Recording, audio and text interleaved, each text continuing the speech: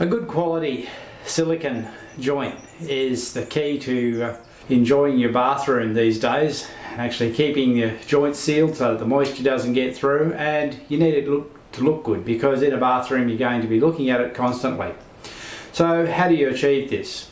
Particularly if you're not a professional and not doing it every day, there's a couple of tips that I've discovered over the years that make it easy. I know in the past I've produced my fair share of horrible looking silicone joints, but with these couple of tips I've found how to do it really easy and without much mess.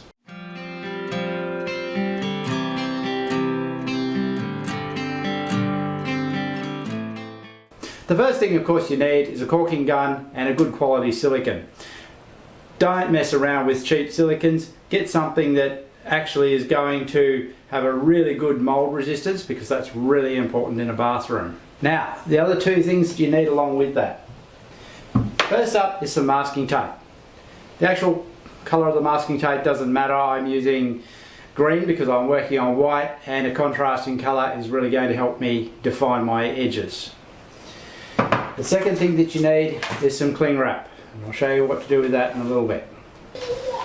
Now the joint I'm working with is along the back of this vanity against the splashback, and this tap is going to be a real nuisance in doing a nice smooth joint.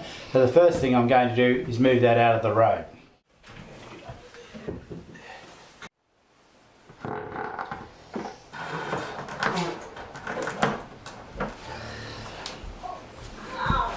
So that gets the tap out of the road, and I now have a clear run along there.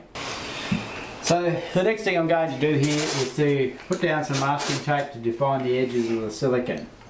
Now this is really important because having straight edges is really the major key to getting a tidy looking silicone joint, and it's especially important if you're using a contrasting colour silicone as you do around tiles on a floor. But here of course on white it isn't going to be that visible. The straight edge will still look a lot better. Make sure that the masking tape defines both edges and also the end of the silicone joint. Now before starting with the silicone, prepare some small pieces of cling wrap. I only need 2 or 3, and lay them out where you can get them easily. Okay, so now it's time to actually apply the silicone.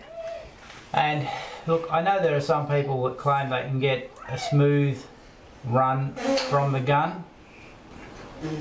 Always try to get it as good as you can, but it's really hard. It takes a lot of practice to get a totally smooth silicone joint. But just take it steady and try to apply it nice and even. Just takes a bit of patience. Okay, now that the silicone's in place, it's time to smooth out my imperfections and get a nice smooth surface. To do that, I'm putting a piece of cling wrap on my finger, wrapping it around so I've got a nice smooth finger, and wiping it along. Not with too much pressure, just lightly, just enough to get it smooth.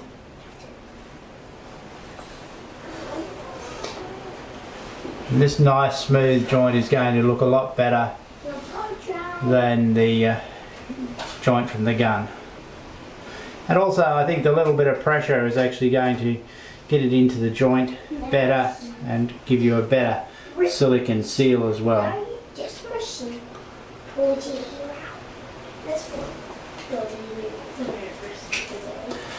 Now that you've got this silicone on your finger, of course, because you've got the cling wrap, that just comes off, wraps up nicely, ready for the bin, and you've got a clean finger.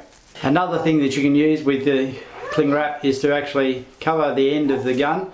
It stops messy silicone dropping around and making contact with things. Now as soon as you've actually smoothed it, remove your masking tape. Don't wait for it to dry at all.